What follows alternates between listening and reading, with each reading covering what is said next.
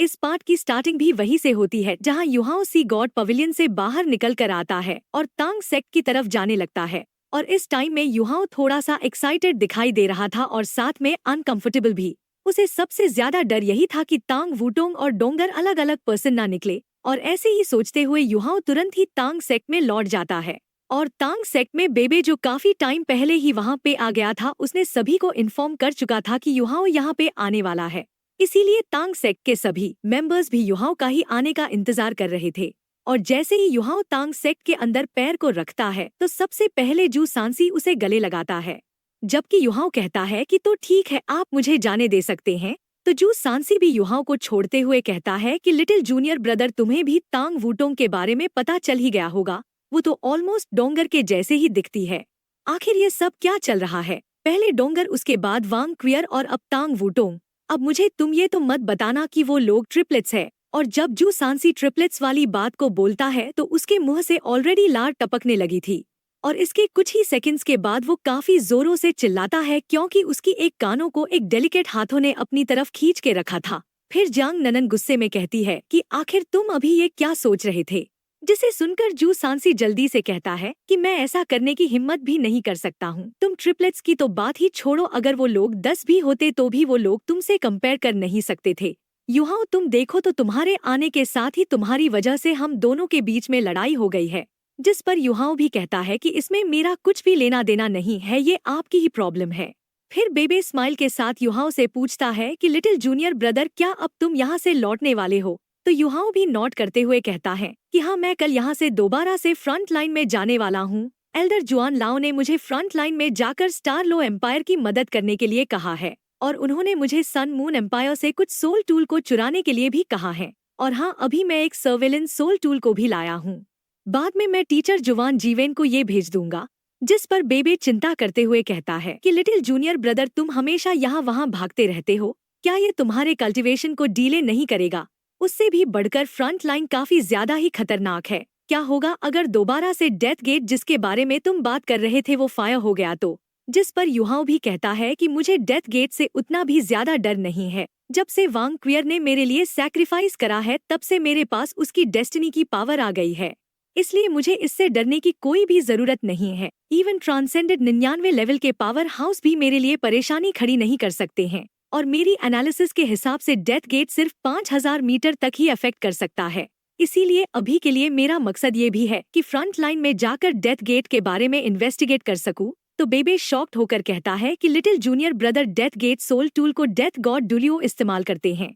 ये मिशन काफी ज्यादा ही डेंजरस है। नहीं, मैं ऐसा होने नहीं दे सकता हूँ। मैं जल्दी से एल्डर जुआन लाओ के पास जाकर मिलता हूँ, वो कैसे तुम्हें इतने बड़े मिशन को दे सकते हैं? जिस पर युहाओ जल्दी से बेबे को रोकते हुए कहता है कि एल्डर ब्रदर, एल्डर जुआन लाओ ने मुझे इसके ऊपर फोर्स नहीं करा है, उन्होंने तो मुझे सिर्फ एक्सप्लोर करने के लिए ही कहा था। और वैसे भी अगर मैं जीत नहीं सकता हूँ तो भी मैं वहाँ से भाग सकता हूँ। उससे भी बढ़कर एल्डर जुआन लाओ ने मुझे तांग सेक्ट से कुछ लोगों को अपने साथ में ले जाने के लिए कहा है।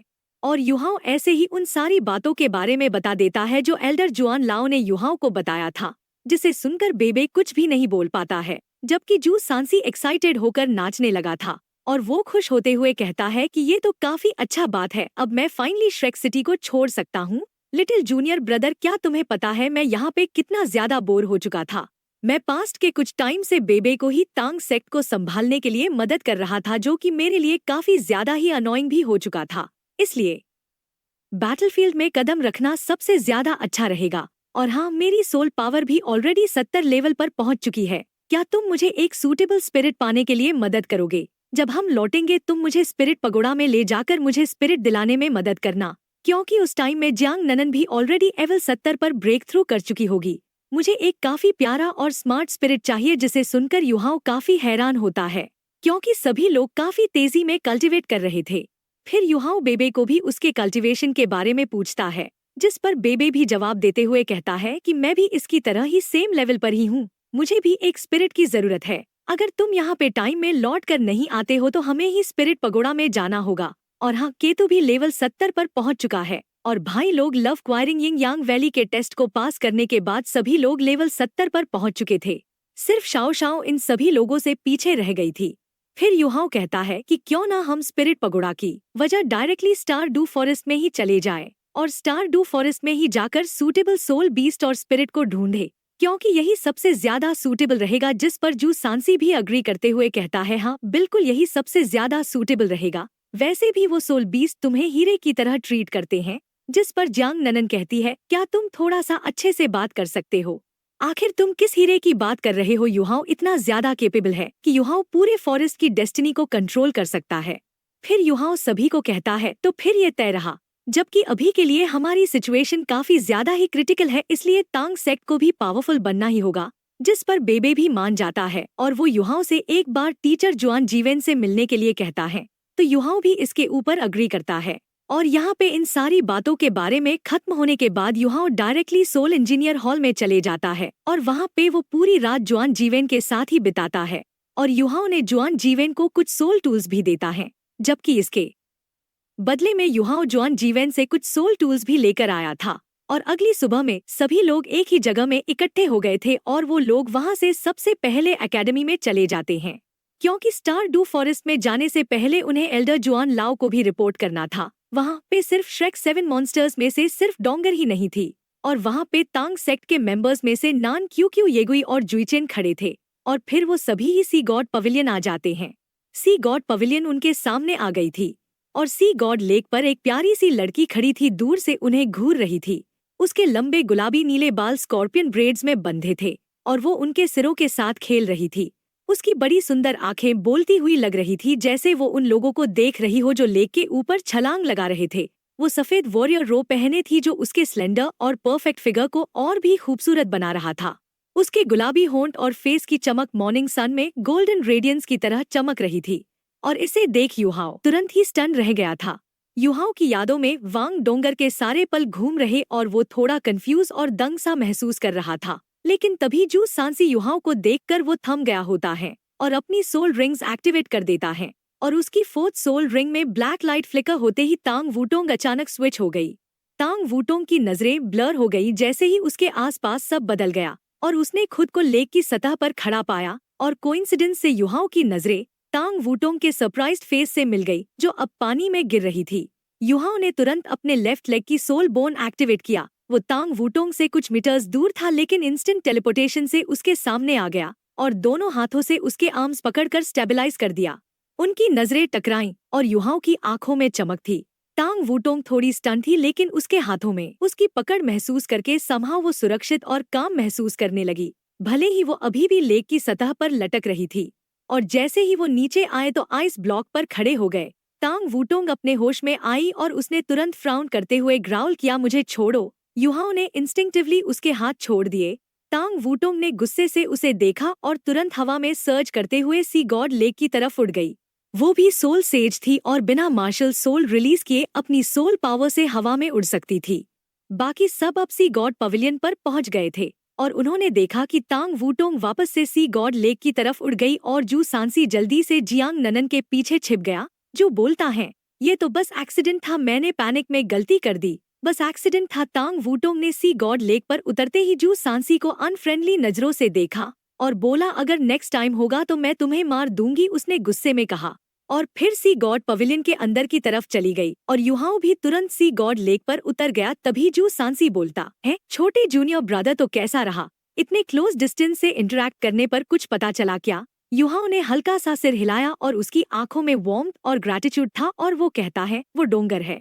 युहाओ ने बस कुछ ही शब्द बोले और सबके दिलों में हलचल हो गई, लेकिन सबकी रिएक्शन अलग थी। बेबे, जू सांसी और बाकी लोग सच में युहाओ के लिए खुश थे, लेकिन नान क्यू और येगुई उतने एक्साइटेड नहीं हुए। लेकिन उसने हमें बिल्कुल याद नहीं किया। फिर तुम कैसे पक्का कह सकते हो कि वो डोंगर है? जू सांसी ने सरप्राइज में पूछा। युहाओ ने जवाब दिया, भले ही डोंगर ने अपनी मेमोरी खो दी हो, उसकी खुशबू कभी नहीं बदल सकती और उसके हाथों की मांसपेशियों की नरमी भी पहले जैसी है। ये वो चीजें हैं जो इमिटेट नहीं की जा सकती। पहले भी वांग क्रियर डोंगर जैसी दिखती थी, लेकिन ये चीजें अलग थी। इसलिए मैं पक्का कह सकता हूँ कि वो डोंगर ही है, और चाहे उसने हमें भूल ही क्यों न गया हो, मैं उसे उसकी मेमोरी वापस दिलाने में मदद जरूर करूंगा। युहाओ की आंखों में फाइटिंग स्पिरिट और एक्साइटमेंट झलक रही थी। उसके लिए वांग डोंगर की मेमोरी खो जाना डराने वाली बात नहीं थी, बल्कि डर ये था कि अगर तांग वूटोंग असल में वांग डोंगर ही नहीं है तो चाहे वो कितनी भी सिमिलर दिखती हो उसके दिल की धड़कनें कभी नहीं जुड़ सकती। बेबे ने युहाओ को अपने शोल्डर्स पर गले लगाते हुए कहा, चलो चलते हैं, पहले एल्डर जुआन लाओ से मिलते हैं, और अब जब हमने उसे पहचान लिया है तो सब आसान हो जाएगा। अगर तुम्हें मदद चाहिए तो बस बता देना, हम सब तुम्हारी पूरी मदद करेंगे। तो युहाओ भी इसके लिए थैंक यू बोलता है।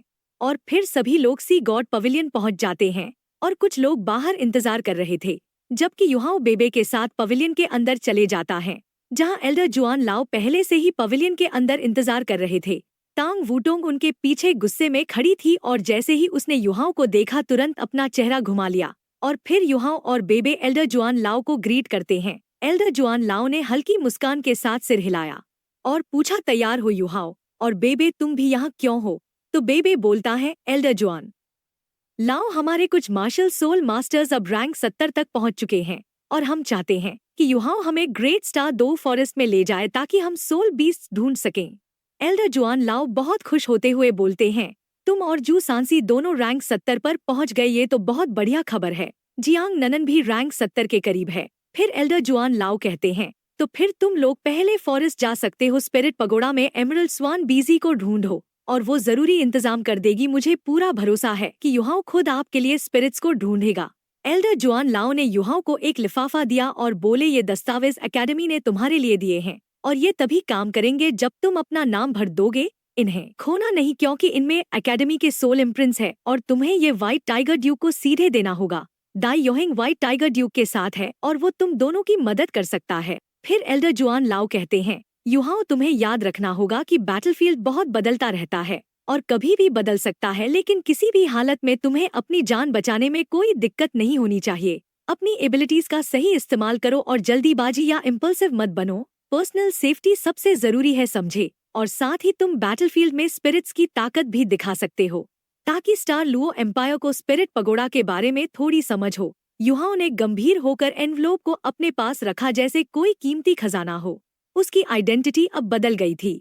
और फिर एल्डर जुआन लाओ ने तांग वूटोंग से कहा, अब मैं तुम्हें सबको इंट्रोड्यूस कर देता हूँ। ये बेबे है, तांग सेक्ट का लीडर और सी गॉड्स पवेलियन का मेंबर। ये करंट जनरेशन के श्रेक 7 मॉन्स्टर्स का लीडर है। और ये युहाओ है जिसके पास अल्टीमेट मार्शल सोल है और ट्विन मार्शल सोल्स भी हैं, और ये भी सी गॉड पवेलियन का मेंबर है। और युहाओ को देख के तांग वूटोंग का फेस तुरंत ठंडा हो जाता है। और फिर एल्डर जुआन लाओ बताते हैं, तांग वूटोंग अभी अभी एकेडमी में टीचर बनी है और साथ ही श्रेक गार्डियंस की रिजर्व मेंबर भी है। वो इस मिशन में तुम्हारे साथ रहेगी और ये उसके लिए एक टेस्ट भी है। युहाओ इसको असिस्ट करेगा। तांग वूटोंग, हो सकता है तुम दोनों के बीच कुछ मिसअंडरस्टैंडिंग्स हो, लेकिन मैं युहाओ के कैरेक्टर पर भरोसा करता हूँ। उसने एकेडमी में बहुत कॉन्ट्रीब्यूशंस दिए हैं और वो सी गॉड पवेलियन का सबसे छोटा मेंबर भी है। तुम दोनों अभी यंग हो और मुझे लगता है ये मिसअंडरस्टैंडिंग्स आसानी से क्लियर हो जाएंगी। एल्डर जुआन लाओ की आवाज बहुत सॉफ्ट और जेंटल थी, लेकिन उसकी आंखों में युहाओ को देखकर स्लाइट अम्यूजमेंट भी था। तांग वूटोंग ने बस गुस्से में ग्रांटेड किया और युहाओ को घूरते हुए पलटी। युहाओ को इससे कोई फर्क नहीं पड़ा। उसने एल्डर जुआन लाओ की तरफ देखा और कहा, चिंता मत करिए एल्डर जुआन लाओ, मैं तांग वूटोंग टीचर की प्रोटेक्शन करूंगा। तांग वूटोंग ने बीच में बोल दिया, मुझे तुम्हारी प्रोटेक्शन की जरूरत नहीं है। युहाओ ने हल्की मुस्कान दी लेकिन कुछ नहीं कहा, उसे उससे बहस करने का मन नहीं था। फिर एल्डर जुआन लाओ ने कहा, तो ठीक है, अब आप लोग निकल सकते हो। तांग वूटोंग, तुम स्पिरिट्स की ताकत और मिस्ट्रीज देखना नहीं चाहोगी। युहाओ और बाकी लोगों के साथ चलो और देखो। बस अफसोस ये है कि तुम्हारे पास पहले से ही 7 सोल रिंग है, वरना तुम भी बाकी लोगों की तरह अपना स्पिरिट ले सकती थी। तांग वूटोंग ने अब भी एल्डर जुआन लाओ के प्रति रिस्पेक्ट दिखाते हुए कहा, यस। बेबे मुस्कुराया और बोला, हम तुरंत निकल रहे हैं। फिर एल्डर जुआन लाओ कहते हैं, युहाओ और बाकी लोग स्पिरिट्स लेने के बाद सीधे स्टार लुओ एम्पायर जा सकते हैं। और युहाओ, अगर तुम्हें कोई भी न्यूज या इन्फॉर्मेशन मिले तो तुरंत भेज देना। बेबे ने कहा, चिंता मत करिए एल्डर जुआन लाओ, मैं तांग सेक्ट के सारे लोग शुरू से अंत तक युहाओ के संपर्क में रहेंगे। तांग सेक्ट ने ऐसे साउंड ट्रांसमिटिंग सोल टूल्स बनाए हैं जो लगभग 100 किलोमीटर तक सिग्नल भेज सकते हैं। बस बीच में कुछ लोग ट्रांजिट स्टेशंस के रूप में रख देंगे और युहाओ को बार बार दौड़ने की जरूरत नहीं पड़ेगी। एल्डर जुआन लाओ ने सिर हिलाते हुए कहा, तुम्हें जल्दी करनी होगी। तांग सेक्ट सोल इंजीनियर लीजन जल्दी से जल्दी बनानी है। जियान लिंगर और क्यान डोडो अगले कुछ दिनों में लोगों को इकट्ठा करेंगे। मैं तुम्हें 2 बातें बता देता हूँ। पहला, तुम्हें उन्हें सोल टूल्स इस्तेमाल करने में जल्दी एडजस्ट और अडेप्ट करने में मदद करनी है। जैसे तुमने सी गॉड पवेलियन के कॉन्फ्रेंस में कहा था कि हर किसी की मार्शल सोल के हिसाब से कस्टम मेड सोल टूल्स होंगे। दूसरा, हमें सोल मास्टर्स के एडवांटेजेस का पूरा इस्तेमाल करना है, बेबे ने रिस्पेक्टफुली कहा। एल्डर जुआन लाओ ने हाथ हिलाते हुए कहा, अब जाओ, तांग वूटोंग नहीं है, इसलिए तुम्हें उसका ध्यान रखना चाहिए। जिसके बाद युहाओ और बेबे सी गॉड पवेलियन से निकलते हुए आगे चल रहे थे और तांग वूटोंग उनके पीछे थी। बेबे ने तांग वूटोंग की तरफ मुड़कर कहा, टीचर तांग वूटोंग, मैं तुम्हें हमारे साथियों से मिलवाता हूँ। तांग वूटोंग का चेहरा ठंडा था और उसने कुछ नहीं कहा, लेकिन बेबे ने जैसे उसका चेहरा देखा ही नहीं और सभी को एक एक करके इंट्रोड्यूस कर दिया। और फिर कहता है, युहाओ, क्या हम सीधे स्पिरिट पगोड़ा जाएंगे या ग्रेट स्टार दो फॉरेस्ट? युहाओ ने कहा, पहले स्पिरिट पगोड़ा चलते हैं। भले ही स्पिरिट पगोड़ा अभी पूरी तरह तैयार नहीं है, लेकिन वहाँ सारे पार्टीज के लोग पहले ही आ चुके हैं। एमरल्ड स्वान बीजी हमेशा ग्रेट स्टार दो फॉरेस्ट की तरफ से रही है और उससे सूटेबल सोल बीस्ट ढूंढना आसान रहेगा। और एमरल्ड स्वान बीजी को सबसे सेंसिबल और समझदार सोल बीस्ट्स में से एक कहा जा सकता है और वो स्पिरिट पगोड़ा की हमेशा मदद करती रही है। ऑर्गेनाइजेशन के बनने के बाद से उसने सोल बीस्ट्स के काम में बहुत योगदान दिया है। उन्होंने एकेडमी छोड़कर श्रेक की नई सिटी में प्रवेश किया। अब वे उस पुराने आउटस्कर्ट्स में नहीं थे जो पहले था। इतने समय में जो कंस्ट्रक्शन हुआ और साथ में बड़े ट्रेड एसोसिएशंस और श्रेक सिटी की इन्वेस्टमेंट्स को जोड़ दें तो नई सिटी धीरे धीरे शेप लेने लगी है और कंस्ट्रक्शन साइट्स हर जगह चल रहे थे और एक्टिविटी देखने लायक थी। बेबे ने कहा, इस नई सिटी के पूरी तरह बन जाने के बाद श्रेक की स्केल दूसरे एम्पायर्स के कैपिटल सिटीज से मुकाबला करने लायक होगी। भले ही सरफेस एरिया में रेडियंट सिटी से छोटी हो, लेकिन कॉन्टिनेंट के सेंटर में हमारी पोजीशन धीरे धीरे स्ट्रॉन्ग होगी। मेरी राय में ये नई सिटी 2 या 3 साल में पूरी बन जाएगी। युहाओ ने हल्का सा लिया और कहा, इसका एक कंडीशन है कि यह नई सिटी युद्ध की आग में न जल जाए। बेबे ने उसे देखा और बोला, जूनियर ब्रदर, तुम तो हेवनली सोल एम्पायर के बारे में काफी गलत लग रहे हो। उनके पास बॉडी सेक्ट का सपोर्ट है, क्या वे सच में इतने कमजोर हैं? युहाओ ने थोड़ी हंसी दबाई और कहा, हेवनली सोल एम्पायर कमजोर नहीं है, लेकिन सन मून एम्पायर के सोल टूल्स बहुत ही पावरफुल हैं, खासकर जब क्लास 9 के स्टेशनरी सोल कैनन शेल्स मैदान में आते हैं। फिलहाल कोई भी पावर और शोल्डर्स उन्हें रोक नहीं सकता, यहाँ तक कि ट्रांसेंडेंट डुलियो भी सीधे टकरा नहीं सकते। ये कहना मुश्किल है कि सन मून एम्पायर के पास कितने क्लास 9 के कैनन शेल्स हैं, लेकिन मुझे लगता है कि कम से कम 10 से कम नहीं होंगे। जब उन्होंने स्टार लुओ एम्पायर पर हमला किया था तो 3 क्लास 9 के कैनन शेल्स ने मिंग 2 माउंटेन रेंज में बड़ा गहरा गैप बना दिया था और इसके हिसाब से heavenly soul empire star Luo empire से कमजोर है। और अगर सन मून एम्पायर की सोल इंजीनियर फौज अभी बैटलफील्ड में आए तो वे हेवनली सोल एम्पायर की डिफेंसेस को आसानी से तोड़ सकते हैं, जैसे गर्म चाकू मक्खन में चला जाए। और इसी के साथ ये एपिसोड यहीं पर एंड होता है, लेकिन अगले पार्ट में आप देखने वाले हो युहाओ को अपने एक्शन में, और इसलिए अगले एपिसोड की एक्सप्लेनेशन आपको जल्द से चाहिए तो आप इस वीडियो में 4000 लाइक और कमेंट में नेक्स्ट पार्ट लिख दो। तब तक के लिए बाय बाय, टेक केयर।